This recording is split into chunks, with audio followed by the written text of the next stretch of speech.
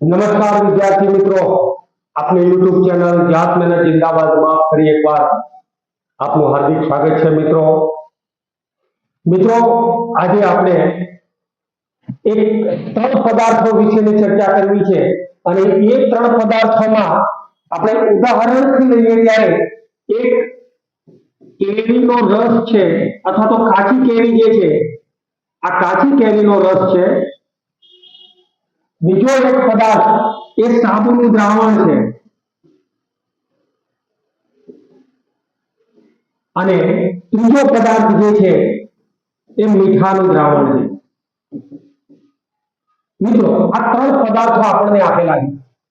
હવે આ ત્રણ પદાર્થોમાં તમને જુદા જુદા પ્રયોગો કરવાનું છે કે ભાઈ તમારે અનુભવ પરથી નક્કી કરવાનું છે કે આ ત્રણેય વસ્તુને શું કહેવાય. તો મિત્રો, કાચી કેરીનો રસ એ ખાટો હોય છે, સાબુનું દ્રાવણ એનો કંઈક તીવ્ર સ્વાદ હોય અને મીઠાનું દ્રાવણ જે છે એ ખારું હોય છે. આ સ્વાદ દ્વારા આપણે નક્કી કરી શકીએ. ત્રણેય બાબતોને આપણે સ્વાદ દ્વારા નક્કી કરીએ. સ્પર્શ દ્વારા, જો આપણને કોઈ જગ્યાએ ચામડી પર સામાન્ય પણ ઈજા થઈ હોય અને એના ઉપર કાચી કેરીનો રસ સામાન્ય પણ પડી જાય તો એનાથી આપણને દહન થાય છે, બળે છે, બળતરા બળે છે. સાબુનું દ્રાવણ જે છે એનાથી અને મીઠાનું દ્રાવણ એનાથી દહન થતું નથી, પણ આ જે છે ચીકણું છે.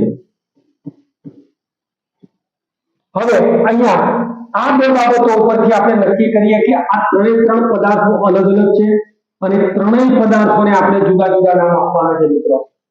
એમાં કાચી કેરીનો રસ, જેને આપણે એસિડ તરીકે ઓળખીશું, સાબુનું દ્રાવણ, જેને આપણે બેઝ તરીકે ઓળખીશું, અને આ બંનેનું સંમિશ્રણ થઈને બંનેના તટસ્થીકરણની પ્રક્રિયા થઈને જે ઉત્પન્ન થાય છે એને આપણે ક્ષાર તરીકે ઓળખીશું. તો આ ત્રણ બાબતોની આજે આપણે ચર્ચા કરવી છે મિત્રો. વિડીયોને તમારે અંત સુધી જોવાનો છે અને એને દરેક બાબતો નોટ કરી લેશો. વિડીયોને લાઈક, શેર અને સબસ્ક્રાઇબ કરવાનું નહીં ભૂલતા અને ત્યારબાદ એની નીચે આપેલી જે બેલ આઇકન છે એને તમે ટચ કરશો. નવા વિડીયો તમારી સામે આવતા જ રહેશે મિત્રો. તો આજે આપણે એસિડ, બેઝ અને ક્ષાર એના વિશેની ચર્ચા કરીએ. ધોરણ 10 અને રાસાયણિક વિજ્ઞાનનું પ્રકરણ નંબર 2. આવો મિત્રો, આજે આપણે પ્રકરણ 2 ની શરૂઆત કરીએ.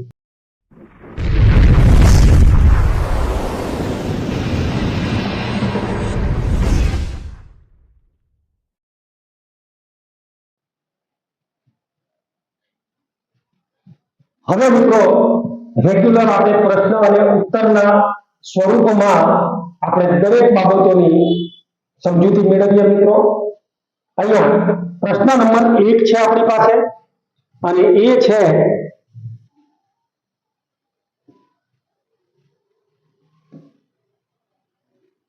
એસિડ એટલે શું, તેના સામાન્ય ગુણધર્મો જણાવો. એસિડ એટલે શું, તેના સામાન્ય ગુણધર્મો જણાવો. એસિડની આપણે ચર્ચા કરવાની છે. તો હમણાં જ આપણે જોયું, વિડિયોની પ્રસ્તાવનામાં જ આપણે શરૂઆત કરી કે જે પદાર્થો ખાટા છે, જે પદાર્થો સ્વાદે ખાટા છે, સ્પર્શે દાહક છે અને અહીંયા એક વધારાની વસ્તુ લેવાની છે, ભૂરા લિટમસ પત્રને લાલ કરે છે, તો તેવા પદાર્થોને આપણે એસિડ તરીકે ઓળખીએ છીએ. એસિડિક પદાર્થો, એસિડ વાળા પદાર્થો, જેનામાં એસિડ છે એવા પદાર્થો એની વ્યાખ્યા પ્રમાણે જો લઈએ તો જે પદાર્થો સ્વાદે ખાટા હોય, સ્પર્શે દાહક હોય અને ભૂરા લિટમસ પત્રને લાલ કરે તેવા પદાર્થોને આપણે એસિડ તરીકે ઓળખીએ છીએ મિત્રો. અને એના ગુણધર્મો, એના ઉપરથી જ એના ત્રણ ગુણધર્મો તો મળી જાય. ચોથો ગુણધર્મ આપણે અલગથી લેવાનો છે, તે સ્વાદે ખાટા હોય છે. એસિડ કેવા હોય છે? સ્વાદે ખાટા. તમે લીંબુનો રસ સ્વાદે ખાટો છે, આંબલીનો રસ સ્વાદે ખાટો છે, કાચી કેરીનો રસ સ્વાદે ખાટો છે, દ્રાક્ષ એનો રસ ખાટો છે, સંતરા ખાટા છે, ટમેટા ખાટા છે. તો બધાની અંદર એસિડિક પદાર્થ છે. એસિડિક પદાર્થ ધરાવતા પદાર્થો જે છે એ સ્વાદે ખાટા હોય છે. ઈવન આપણા શરીરમાં હાઇડ્રોક્લોરિક એસિડ એ પણ એક પ્રકારનો એસિડ છે. મંદ હાઇડ્રોક્લોરિક એસિડ HCl એ પણ સ્વાદે ખાટો છે, એના કારણે આપણને જમ્યા પછી ખાટા ઓડકાર આવે છે મિત્રો. જ્યારે એસિડિટી નું પ્રમાણ વધી જાય ત્યારે ખાટા ઓડકાર આવે છે. એ આપણે આગળ ઉપર જોઈએ છે કે ભૂરા લિટમસ પત્રને લાલ બનાવે છે. હવે લિટમસ પત્ર શું છે? તો લિટમસ પત્ર એક પ્રકારનું સૂચક છે જે ખાસ નાનકડી એવી પ્રક્રિયાથી બનાવવામાં આવે છે મિત્રો. અને એનો જે રંગ છે એ રંગ જ્યારે તમે એસિડની અંદર ડુબાવો છો ત્યારે ભૂરા રંગનું લિટમસ પત્ર એ લાલ રંગમાં પરિવર્તિત થઈ જાય છે. લિટમસ પત્ર કેવી રીતે બને છે એ આપણે આગળ જોઈએ, પણ અત્યારે હાલ પૂરતું તે ભૂરા લિટમસ પેપરને લાલ બનાવે છે. કોણ? એસિડ. તે બેઝ સાથે પ્રક્રિયા કરીને એસિડની બેઝ સાથે જ્યારે પ્રક્રિયા થાય ત્યારે ક્ષાર અને પાણી ઉત્પન્ન થાય છે અને તે ધાતુ સાથે પ્રક્રિયા કરીને હાઇડ્રોજન વાયુ મુક્ત કરે છે. તો આ જે છે એ એસિડના સામાન્ય ગુણધર્મો છે મિત્રો. એસિડ એટલે શું? એના સામાન્ય ગુણધર્મો આ રીતે આપણે ટૂંકમાં યાદ રાખીશું. હવે લઈએ છે બેઝ એટલે શું અને તેના સામાન્ય ગુણધર્મો. તો મિત્રો બેઝ એટલે જે પદાર્થો સ્વાદે તુરા હોય, અહીંયા સ્વાદે ખાટા છે, અહીંયા સ્વાદે તુરા છે. આ એસિડ અને બેઝ નો જ્યારે તફાવત આવે ત્યારે પણ તમે લખી શકો. એક સ્વાદે ખાટા છે, એક સ્વાદે તુરા છે. સ્પર્શે દાહક છે, સ્પર્શે ચીકણા છે. બેઝ સ્પર્શે ચીકણા છે, એસિડ સ્પર્શે દાહક છે. એ જ રીતે ભૂરા લિટમસ પત્રને લાલ કરે છે તો અહીંયા લાલ લિટમસ પત્રને ભૂરું કરે છે. ઉલટું લાલ લિટમસ પત્ર તમે બેઝમાં નાખો છો ત્યારે ભૂરું બનાવે છે. તો આવા પદાર્થોને બેઝ તરીકે ઓળખવામાં આવે છે મિત્રો. આ એક ઉપરથી બીજી વ્યાખ્યા અપ ટુ ડેટ યાદ રહી ગઈ. હવે અહીંયા આપણે યાદ રાખીએ જે પદાર્થો સ્વાદે તુરા છે, સ્પર્શે ચીકણા છે અને લાલ લિટમસ પત્રને ભૂરું બનાવે છે તેવા પદાર્થોને બેઝ પદાર્થ તરીકે ઓળખીએ છીએ. અને બેઝના ગુણધર્મો આપણે નીચે પ્રમાણે લઈશું. તો અહીંયા બેઝ સ્વાદે તુરા હોય છે, વ્યાખ્યામાં જ આપણે જોઈ લીધું છે કે ભીના લાલ લિટમસ પેપરને ભૂરું બનાવે છે. ફલાણેનું લાલ લિટમસ પત્ર એમાં બોળવામાં આવે તો એને ભૂરું બનાવે છે. તે એસિડ સાથે પ્રક્રિયા કરીને ક્ષાર અને પાણી બનાવે છે અને તે સ્પર્શે ચીકણા હોય છે. તો આ ચાર પદાર્થો, આ ચાર ગુણધર્મો જે છે એ બેઝિક પદાર્થોના ગુણધર્મો છે મિત્રો. હવે એસિડ અને બેઝ બંનેની વ્યાખ્યા, બંને પ્રશ્નો, બંનેના ગુણધર્મો અને તફાવત હોય તો તમે આ જ સ્ક્રીનશોટ ઉપર પાડી લેજો મિત્રો તમારો, અને એમાંથી જ તમે 3 પ્રશ્નો બનાવી શકશો. પ્રશ્ન નંબર 1, પ્રશ્ન નંબર 2 અને પ્રશ્ન 3 એસિડ અને બેઝના તફાવતના મુદ્દા. તો એ પણ તમે સરળતાથી આની અંદરથી કરી શકો મિત્રો. નેક્સ્ટ જોઈએ આપણે પ્રશ્ન 3. સૂચક એટલે શું? સૂચક એટલે શું?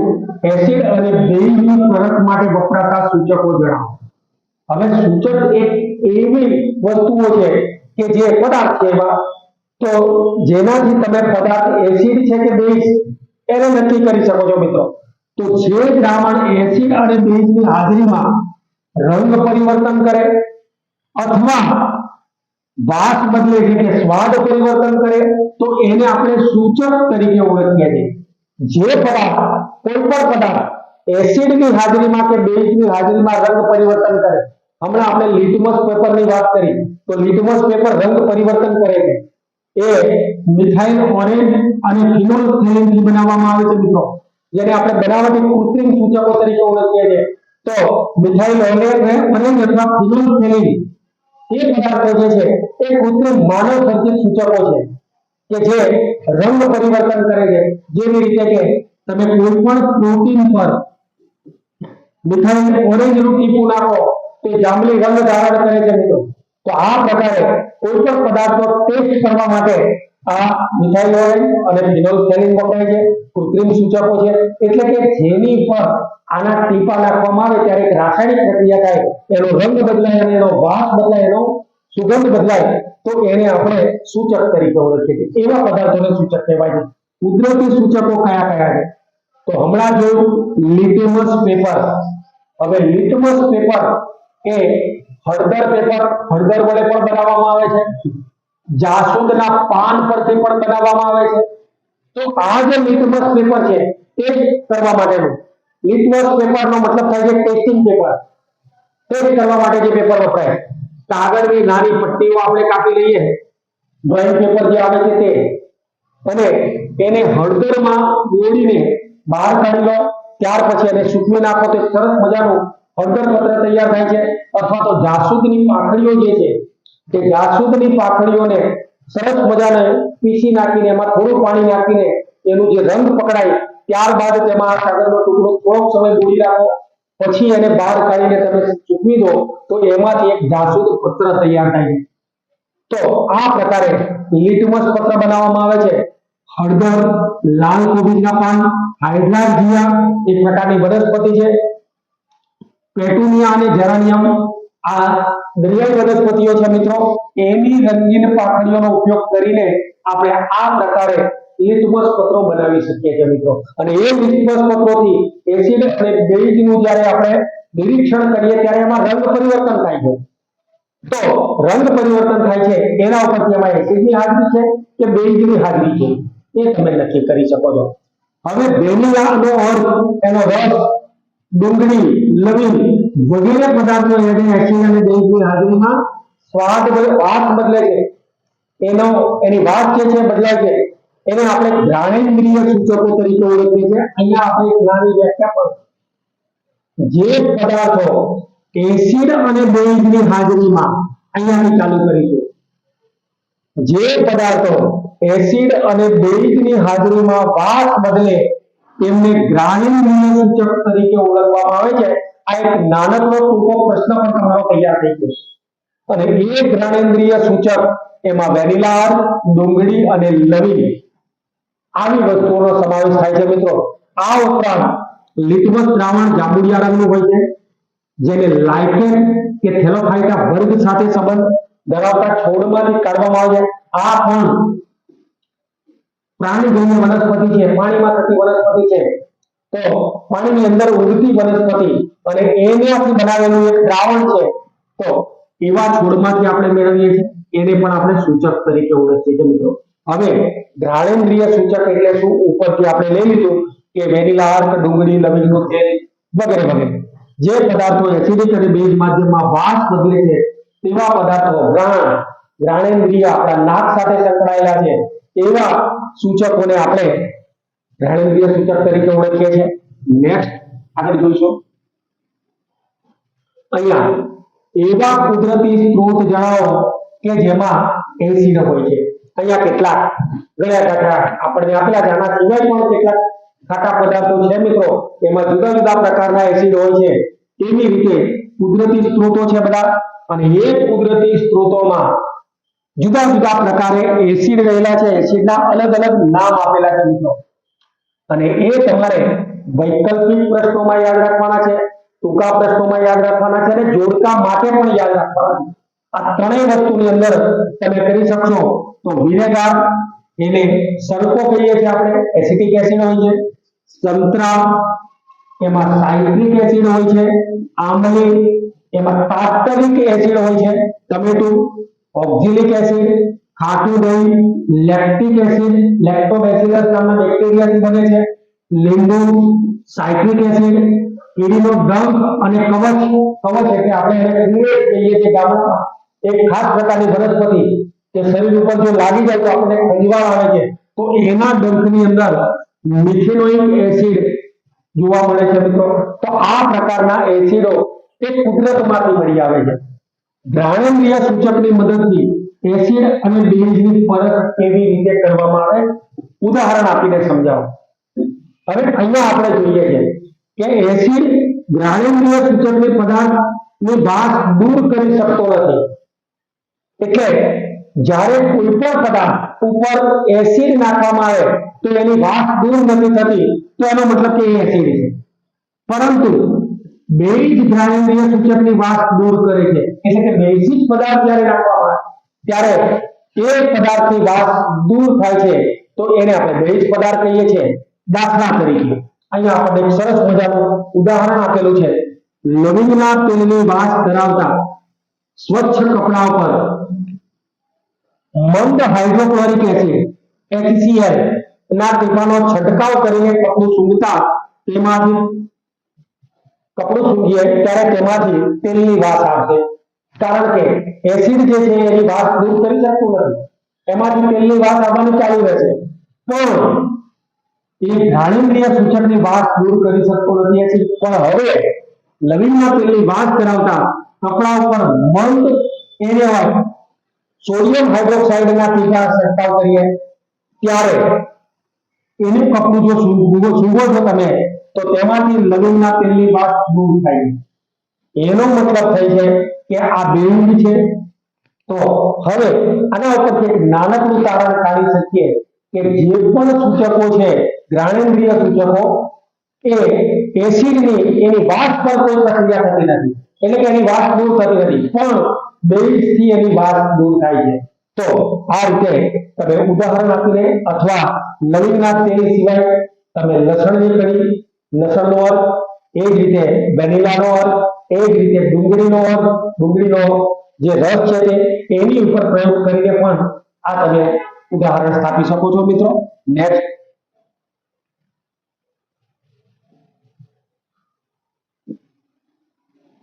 એસિડના રાસાયણિક ગુણધર્મો જણાવો.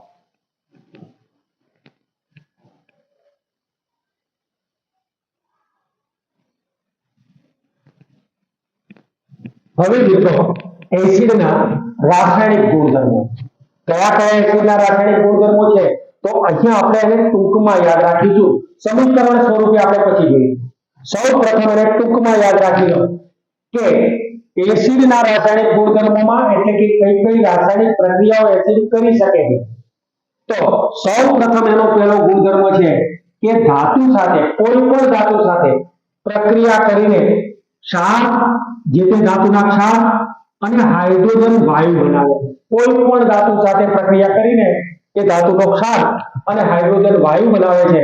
તો એસિડ ધાતુ સાથે પ્રક્રિયા કરીને હાઇડ્રોજન વાયુ મુક્ત કરે અને જે તે ધાતુના ક્ષાર બનાવે છે. ત્યારબાદ એસિડ ધાતુના કાર્બોનેટ સાથે પ્રક્રિયા કરીને ક્ષાર, કાર્બન ડાયોક્સાઇડ અને પાણી ઉત્પન્ન કરે છે. અહીંયા આપણે જોઈએ છે કે ધાતુનો કાર્બોનેટ હોય, કોઈ પણ ધાતુનો કાર્બોનેટ, એમાં એસિડની પ્રક્રિયા કરવામાં આવે તો એ રાસાયણિક પ્રક્રિયાથી જે તે ધાતુનો ક્ષાર મળે છે, કાર્બન ડાયોક્સાઇડ વાયુ ઉત્પન્ન થાય છે અને એમાંથી ભેજ નીકળે છે એટલે કે પાણી ઉત્પન્ન થાય છે. એસિડ અને બેઝ વચ્ચે જો રાસાયણિક પ્રક્રિયા કરવામાં આવે તો એનાથી ક્ષાર અને પાણી મળે છે. મિત્રો અહીંયા પણ એક ટૂંકો પ્રશ્ન તમારે યાદ રાખવાનો છે, તટસ્થીકરણ. તટસ્થીકરણ એટલે શું? વ્યાખ્યા આગળ આવશે, પણ અહીંયા હાલ પૂરતું આપણે એ વ્યાખ્યા પણ તમે યાદ રાખી લો કે એસિડ અને બેઝ વચ્ચેની પ્રક્રિયા થઈ ક્ષાર અને પાણી ઉત્પન્ન થાય છે. આ પ્રક્રિયાને તટસ્થીકરણની પ્રક્રિયા કહે છે. નાની એવી વ્યાખ્યા, તટસ્થીકરણની વ્યાખ્યા ગમે તે જગ્યાએ તમે એને સરસ રીતે ટપકાવી લો. તટસ્થીકરણ એટલે શું? એસિડના ગુણધર્મો સરસ રીતે યાદ રહી જાય છે. પેલા ધાતુ સાથે પ્રક્રિયા કરો, ધાતુના કાર્બોનેટ સાથે પ્રક્રિયા કરો, બેઝ સાથે પ્રક્રિયા કરો, તો આ ત્રણ પ્રક્રિયાઓ તમારે એના રાસાયણિક ગુણધર્મો જે છે એના માટે યાદ રાખવાનું છે. એવી જ રીતે આપણે બેઝના ગુણધર્મો જોવાના છે. તો બેઝિક પદાર્થોના પહેલા તો ઉદાહરણ લઈએ કે બેઝિક પદાર્થો કયા કયા છે. અહીંયા ભીજવેલો ચૂનો, જેને કેલ્શિયમ હાઇડ્રોક્સાઇડ કહીએ છીએ, પલાળેલો ચૂનો, જેમાં કાર્બન ડાયોક્સાઇડ વાયુ પસાર કરવામાં આવે તો દ્વિતીય સ્વરૂપ ધારણ કરે છે. તો કેલ્શિયમ હાઇડ્રોક્સાઇડ, સાબુ, સોડિયમ હાઇડ્રોક્સાઇડ કે potassium hydroxide, milk of magnesium hydroxide, જે એસિડિટી માટેની એક દવા તરીકે વપરાય છે. વિન્ડો ક્લીનર, એ કાચ સાફ કરવા માટે એમોનિયમ હાઇડ્રોક્સાઇડ, ખાવાનો સોડા સોડિયમ બાયકાર્બોનેટ અને ધોવાનો સોડા સોડિયમ કાર્બોનેટ. આ બધા જે છે એને આપણે બેઝિક પદાર્થો તરીકે ઓળખીએ છીએ, જેમાં બેઝિક તત્વોનું પ્રમાણ હોય છે અને એની પરખ આપણે એના ગુણધર્મોને આધારે કરી શકીએ. હવે pH માપક્રમ વિશે ટૂંકમાં લખો. pH માપક્રમ એટલે શું છે? તો અહીંયા આપણે જોઈએ છે કે કોઈ પણ દ્રાવણ તમને આપેલું હોય, એ એસિડિક દ્રાવણ હોય કે બેઝિક દ્રાવણ હોય, તો એને ચોક્કસ માપક્રમમાં 0 થી 14 ની વચ્ચે અહીંયા આપણને આપેલું છે. હવે 0 થી 14 ની વચ્ચે એનો એક માપક્રમ આપણે લેવાનો છે અને એના દ્વારા દ્રાવણમાં રહેલા હાઇડ્રોજન આયન અને સાંદ્રતા જે છે H+ દ્રાવણ એકવા એટલે દ્રાવણ એની સાંદ્રતા માપવા માટેના માપક્રમને pH માપક્રમ કહેવાય છે મિત્રો. આ pH માપક્રમ જે છે એ દ્રાવણમાં જેની સાંદ્રતા એની ઘટતા એમાં એસિડિક અને બેઝિક નું પ્રમાણ માપવા માટેનો માપક્રમ એટલે એને આપણે pH મૂલ્ય લઈએ છીએ. હવે pH માં p શબ્દ જે છે ને એ જર્મન શબ્દ ક્વોન્ટાઇઝ ઉપરથી ઉતરી આવેલો છે મિત્રો. પોટેન્જ અને જેનો અર્થ થાય છે શક્તિ, ઊર્જા, એટલે કે પદાર્થમાં રહેલી ઊર્જા. જો કે ઊર્જા માટે આપણે અલગ પ્રકાર હોય છે પણ અહીંયા પોટેન્જ એટલે ઊર્જા, એમાં કેટલું પ્રમાણ રહેલું છે તે. હવે એ pH માપક્રમ દ્વારા આપણને ખૂબ જ ઉપયોગી 0 થી 14 સુધી એટલે કે 0 જે છે એથી 7 સુધીના જે છે એસિડિક પદાર્થો છે અને 7 થી 14 સુધીના આલ્કલાઇન બેઝિક પદાર્થો છે. તો એ પદાર્થોનું માપન આપણે 0 થી 14 સુધી કરી શકીએ છીએ મિત્રો.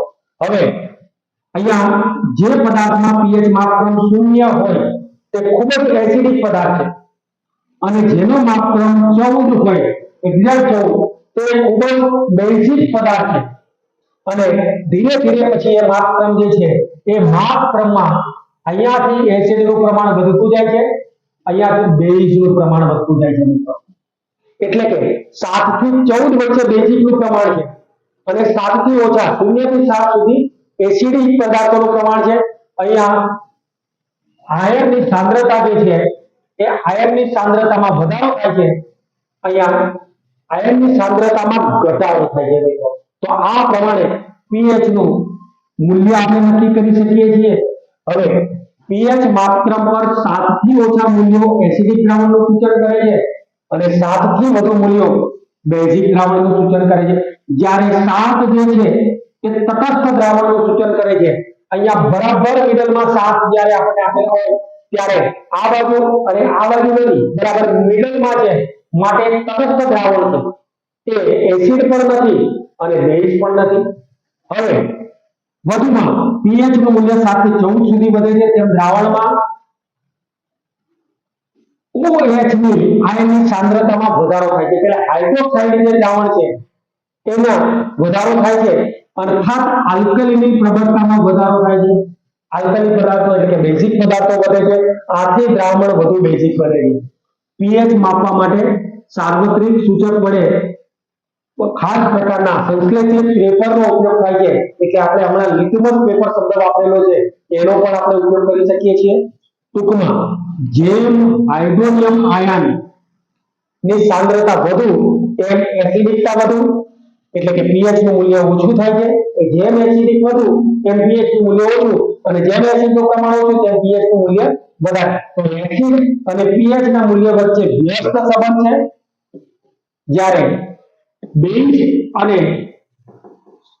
pH ના મૂલ્ય વચ્ચે સમ સંબંધ છે. એટલે કે બેઝમાં pH નું મૂલ્ય વધે એમ બેઝનું પ્રમાણ વધે છે, જ્યારે એસિડમાં pH નું મૂલ્ય ઘટે એમ બેઝનું પ્રમાણ ઘટે છે મિત્રો. તો આને આપણે pH માપક્રમ તરીકે ઓળખીએ છીએ.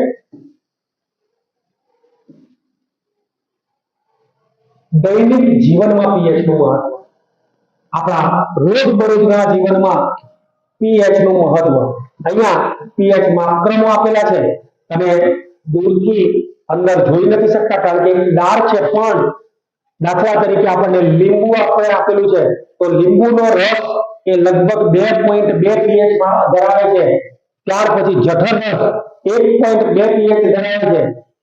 એવી જ રીતે શુદ્ધ પાણી, શુદ્ધ રુધિર એ 0 ઉપર છે, એટલે એસિડ પણ નથી અને બેઝ પણ નથી.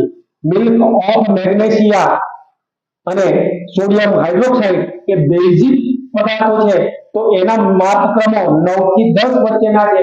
તો એ પ્રમાણે તમે કોઈ પણ માપક્રમ જે છે એ શરીર માટે અથવા તો સજીવો માટે કેવી રીતે ઉપયોગી છે એની આપણે આજે ચર્ચા કરવી છે મિત્રો. તો અહીંયા આપણે જોઈએ કે દૈનિક જીવનમાં pH નું મહત્વ. હવે સજીવના અસ્તિત્વમાં સામાન્ય રીતે માનવ શરીરમાં જે તે દેહધાર્મિક ક્રિયાઓ થાય છે એ 7 થી 7.8 pH ની મર્યાદામાં થાય છે, એટલે લગભગ તટસ્થતાની નજીક 7 અને 8 ની વચ્ચે. જો આ pH માં ફેરફાર થાય તો જૈવિક પ્રક્રિયાઓમાં ખલેલ પહોંચે છે, એટલે કે એસિડનું પ્રમાણ વધે અથવા તો એસિડનું પ્રમાણ ઘટે તો સજીવના શરીરની અંદર ખાસ પ્રકારની ફેરફાર થાય, એને બીમારી લાગુ પડે છે. મિત્રો, સામાન્ય પાણીની pH લગભગ 7 જેટલી હોય છે, એક્ઝેક્ટ 7. તેમાં કોઈ પણ પદાર્થો નથી આપેલા, નિશ્ચિત પાણી છે, તો એવા પાણીનો pH કેટલું લેવાનું છે? આપણે 7 લેવાનું છે. જ્યારે વરસાદી પાણીની pH લગભગ 5.6 ની આસપાસ છે, તો 5.6 ની આસપાસ છે, એટલે કે વરસાદી પાણીમાં એસિડનું પ્રમાણ હોય છે, એસિડિક હોય છે. વરસાદની pH 5.6 કરતા ઓછી હોય તેવા વરસાદને આપણે એસિડ વરસાદ તરીકે પણ ઓળખીએ છીએ.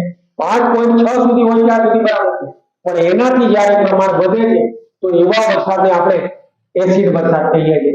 અને આ એસિડ વરસાદનું પાણી જો નદી, તળાવ, જળાશયોમાં પડે તો એનાથી જળાશયોની માછલીઓ, સૂક્ષ્મ જીવો અને વનસ્પતિઓ તથા જલીય જીવસૃષ્ટિ જે છે એનું જોખમ અસ્તિત્વમાં મુકાય છે. જોખમાય છે મિત્રો, એનું અસ્તિત્વ જોખમાય છે. એટલે કે આવા પ્રાણીઓ માટે એસિડ વરસાદ ખૂબ જ નુકસાનકારક છે. ઇવન આપણા મકાનો જે છે એ મકાનોની ઉપર, ઇમારતોની ઉપર જો એસિડિક પાણી પડે તો એને પણ ખવાય છે લાંબા ગાળે. તો એસિડ વરસાદથી એ ઘણું બધું નુકસાન થાય છે. જમીનમાં pH નું મહત્વ. વનસ્પતિના તંદુરસ્ત વિકાસ માટે pH ની મર્યાદા જરૂરી છે અને એ 6.5 થી 7.3 ની વચ્ચે હોવી જોઈએ. આવી જમીન એ ફળદ્રુપ જમીન કહીએ છીએ. એમાં છોડની વૃદ્ધિ અને વિકાસ સારો થાય છે. હવે ખેડૂત એસિડિક જમીનને તટસ્થ કરવાની હોય તો એની અંદર લાઈમ ઉમેરે છે, સોડા લાઈમ. અને બેઝિક જમીનને જો તટસ્થ કરવાની હોય તો એમાં જીપ્સમ ઉમેરે છે, ચીરોડી જેને કહીએ છીએ આપણે. તો લાઈમ અને ચીરોડી એસિડિક જમીન છે તો એને બેઝિક કરવા માટે, અને બેઝિક જમીન છે તો એને એસિડિક જમીન કરવા માટે, એટલે કે ખાતરના સ્વરૂપમાં ખેડૂતો પારખી અને પૂરી પાડે છે અને એવી જમીનને ફળદ્રુપ અથવા તો તટસ્થ કરે છે. નેક્સ્ટ આપણે જોઈએ છે કે પાચન તંત્રમાં pH નું મહત્વ. આ મે 81 માં પૂછાયેલો પ્રશ્ન છે. આટલો ભાગ આપણા શરીરની અંદર, આપણા જઠરની અંદર હાઇડ્રોક્લોરિક એસિડ આવે છે. એ અંદરથી એનો સ્ત્રાવ થાય છે, અંદરથી ઉત્પન્ન થાય છે. એ જઠરને નુકસાન પહોંચાડ્યા વગર ખોરાકનું પાચન કરવામાં મદદ કરે છે. પણ આની માત્રા જો વધી જાય, એટલે કે આપણે વધારે પ્રોટીનયુક્ત આહાર લઈએ ત્યારે એને પચાવવા વધારે એસિડ ઉત્પન્ન કરવો પડે છે જઠરને, અને એ વધારે એસિડ જે ઉત્પન્ન થાય છે એના કારણે આપણને જઠરમાં દર્દ કે બળતરા થાય છે. આ પ્રક્રિયાને આપણે એસિડિટી કહીએ છીએ મિત્રો. તો એસિડિટીની વ્યાખ્યા પણ અહીંયા તમારે સરસ રીતે યાદ રાખી લેવાની છે. પાચન તંત્રમાં pH નું મહત્વ તો ખરું જ, પણ એમાં એસિડિટીની વ્યાખ્યા. તો જઠર હાઇડ્રોક્લોરિક એસિડ ઉત્પન્ન કરે છે, જે જઠરને નુકસાન પહોંચાડ્યા સિવાય પાચન કરવામાં મદદ કરે છે, એટલે કે આ એસિડ પાચન કરવામાં મદદ કરે છે. પરંતુ અપચા દરમિયાન જઠર ખૂબ માત્રામાં એસિડ ઉત્પન્ન કરે છે તો જઠરમાં દર્દ કે બળતરા થાય છે, એને આપણે એસિડિટી તરીકે ઓળખીએ છીએ. અને એ એસિડિટીના ઉપચાર માટે શું કરીશું? એસિડનું શમન કરવા માટે બેઝ આપણે ઈનો વાપરીએ છીએ ખાસ કરીને, અથવા તો એન્ટાસિડ દવાઓ જે છે, અતિ એસિડ દવાઓ જેને કહીએ, અને એનો ઉપયોગ કરીએ છીએ, જે જઠરમાં રહેલા વધારા એસિડનું તટસ્થીકરણ કરે છે. તો એને પરિણામે મેદનું પ્રમાણ ઘટે છે, એસિડનું પ્રમાણ ઘટે છે. એન્ટાસિડ તરીકે મંદ બેઝિક પદાર્થો જેવી રીતે કે ખાવાનો સોડા, મિલ્ક ઓફ મેગ્નેશિયા ઘટ્ટ પ્રવાહી છે, એ પ્રવાહી લેવામાં આવે છે. તો એવા પ્રકારની દવાઓ જે છે એ એસિડિટીને ઘટાડવા માટે ઉપયોગમાં લેવાય છે મિત્રો. પણ આવી જે દવાઓ છે, સામાન્ય એસિડિટી, નોર્મલ એસિડિટી હોય તો એનું વધુ પડતું સેવન કરવાથી પણ આપણા શરીરને નુકસાન થાય છે. કારણ કે અમુક ટકા એસિડ જે છે શરીર માટે જરૂરી છે, એના કરતા જો વધારે માત્રામાં વધી જાય તો જ દવા લેવાની જરૂર પડે છે. નોર્મલી તમને એકાદ બે વખત જો એસિડિટીનું થતી હોય તો એના માટે દવા લેવાની જરૂર નથી. નેક્સ્ટ, દાંતનું ક્ષયન. મિત્રો, દાંતનું ઉપરનું પડ જે છે એ ઉપરનું પડ જેને આપણે ઇનેમલ તરીકે ઓળખીએ છીએ. હવે દાંતનું ક્ષયન અથવા તો સડવું, જ્યારે એની pH 5.5 કરતા ઘટી જાય તો એમાં એસિડનું પ્રમાણ વધી જાય છે. તો એસિડનું પ્રમાણ વધી જાય છે તો એટલે દાંત જે છે એને બેક્ટેરિયા ખાવાનું શરૂ કરે છે, તો એને આપણે દાંતનો સડો અથવા તો ક્ષયન તરીકે ઓળખીએ છીએ. દાંતનું ઉપરનું પડ જે કેલ્શિયમ ફોસ્ફેટનું બનેલું છે એને આપણે ઇનેમલ કહીએ. તો એ ઇનેમલ જે છે તે પાણીમાં ઓગળતું નથી, પરંતુ મોંની અંદર pH 5.5 કરતા ઘટી જાય ત્યારે એ પડ ખવાઈ જાય છે. આને આપણે દાંતનું ક્ષયન કહીએ છીએ. તો આ પ્રકારે પાચન તંત્ર દાંતના ક્ષયન માટે એમાં પણ એસિડ એ નુકસાન કરે છે. મોઢામાં હાજર રહેલા બેક્ટેરિયા જે છે એ બેક્ટેરિયા જમ્યા પછી મોઢામાં બાકી રહેલા ખોરાકના કણો અને શર્કરાનું વિઘટન કરીને એસિડ ઉત્પન્ન કરે છે. જો વધારે પડતો એસિડ ઉત્પન્ન કરે તો આપણા દાંતને નુકસાન થાય છે. એટલે ખોરાક ખાધા પછી આ બેક્ટેરિયાને તમારે તક નથી આપવાની સફાઈ કરવા માટેની. તમે પોતે જ એને સફાઈ કરી દો, કારણ કે એ સફાઈ કરશે ત્યારે બીજો ગંદકી અંદર મૂકીને જશે જેનાથી આપણા દાંત સડે છે મિત્રો. તો એ સફાઈ કરવા માટે આપણે દાંતને ચોખ્ખા કરવા માટે ખાસ પ્રકારની ટૂથપેસ્ટ જે આપણને અનુકૂળ પડે છે તેવી કે જેમાં બેઝિકનું પ્રમાણ હોય તો એનાથી દાંતને સાફ કરવા જોઈએ. ઘણી વસ્તુઓ ખાધા પછી અથવા તો જમ્યા પછી દાંતને સાફ કરો મિત્રો, કોગળા કરો, જેનાથી આપણા દાંત મજબૂત અને સ્વસ્થ બનાવી શકીશું. મધમાખીના ડંખની અસર. મધમાખી જ્યારે ડંખ મારે ત્યારે એમાંથી એસિડ મુક્ત કરે છે અને જેના લીધે આપણને દર્દ થાય છે. તો આ દર્દમાંથી રાહત મેળવવા માટે બેકિંગ સોડા જેવા બેઝિક પદાર્થો લગાડવામાં આવે. ગામડામાં કાટ લગાડવામાં આવે છે. લોખંડનો કાટ તમે લગાડો ત્યારે પણ એનું દર્દ ઓછું થાય છે, પણ બેકિંગ સોડા એટલે કે ખાવાનો સોડા એની પર નાખવામાં આવે તો એનાથી એ એસિડનું શમન થાય છે અને ઝેરનું તટસ્થીકરણ થાય છે મિત્રો. એ જ રીતે જ્યારે કવચ લાગી હોય ત્યારે પણ એમાંથી મિથેનોઇક એસિડ ઉત્પન્ન થાય છે. એના સ્પર્શથી આપણને દહન થાય છે. તો એ દહન દૂર કરવા માટે પણ તમે બેકિંગ સોડાનો ઉપયોગ કરી શકો અથવા તો સાબુના પાણીનો ઉપયોગ કરી શકો, જેનાથી એનું દહન અટકી જાય છે મિત્રો. તો આ પ્રકારે સજીવના દૈનિક જીવનમાં pH ખૂબ જ ઉપયોગી છે મિત્રો. મિત્રો એસિડ અને બેઝમાં આપણે ચર્ચા કરી છે. વધુ ચર્ચા આવતા વિડીયોમાં જોશું મિત્રો. વિડીયો તમને ગમ્યો હોય તો ફરી એકવાર એને લાઈક, શેર અને સબસ્ક્રાઇબ કરો મિત્રો. અગલા વિડીયો માટે ફરીથી મળીએ, ત્યાં સુધી સર્વેને જય હિન્દ.